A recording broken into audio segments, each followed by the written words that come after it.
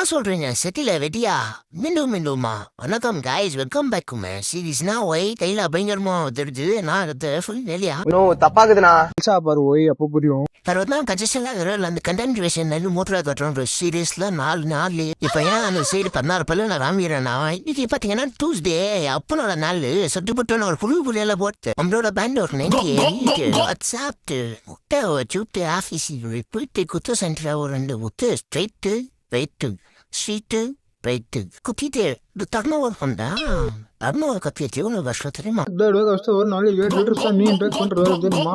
இவனை விடுங்க கோபாதி நீ இப்படித்தான் பேசிட்டு இருப்பா பைத்தியம் மாதிரி நம்ம கதைக்கு போவோம் வாங்க. பெங்களூர்ல இருந்தீங்கன்னா இந்த கெஃபே பத்தி உங்களுக்கு தெரியாம இருக்காது. இதுக்கு கெஃபே பெருத்தா டமால்டு மில் கெஃபே. இது எங்க இதுன்னு பாத்தீங்கன்னா நம்ம இந்திரா நகர்ல தாக்கிது. எனக்கு தெரியும் மைண்ட் வாஸ்த ரேஞ்ச் பட்டு நீங்க என்ன வந்து இதுல இருந்தானே கேட்க போயிருவோம். வேற ஒன்னும் இல்லைங்க நானா வரலைங்க தானா கூட்டு வந்தாங்க. முதல்ல இந்த கெஃபேன்னு சொல்லியிருந்தான் அங்கத்துல இருந்தே ஒரு விட்டு போட்டிருப்பேன். ஏற்கனவே நம்ம டைம் சரியில்லாம நம்ம மூயில சனின்னு சொல்லி டான்ஸ் ஆடுறீங்க. எது வேற பாத்தீங்கன்னா அங்கத்துல சைஸ் நியூட்ரல் ஆண்டி கிட்ட வந்து ஆண்டி ஒரு கிளாஸ் கரும்பு ஜூஸ் கொடுங்கன்னு சொல்லிட்டு வாங்கி கேஷுவலா குடிச்சிட்டு இருந்தேன். ஆனா பாத்தீங்கன்னா நம்மளுக்கு அந்த கேஷுவலிட்டி எல்லாம் வராது. அங்களும் கேஷுவலா பாக்குறேன் நம்ம கிட்ட எல்லாம் கேட்டாரு ஆண்டி அங்கலை பார்க்க அங்கல் ஆண்டிய பார்க்க ஒரே காதல் தான் ஏங்க இந்த கண்டாவிலாம் பாருங்கம்மாச்சு அதெல்லாம் பார்த்துட்டு தப்பாக்குதுண்ணா அப்ப நான் அந்த போயிட்டு அப்பா இந்த உலகத்துல இந்த இன்னொரு ஓட்டின அப்புறம் பார்த்தா ஏன் இப்படி பண்றோம் கேட்கறதுலாம் நீ குத்துறலாம் இல்லையா சொன்னா அதுக்கு எங்க அப்பா சொல்றாரு எங்களுக்கு கொடுக்கறதெல்லாம் பெரிய விஷயம் இல்ல எங்களுக்கு கொடுத்தா கடவுள் என்ன மறந்துடுவாங்க முருகாவா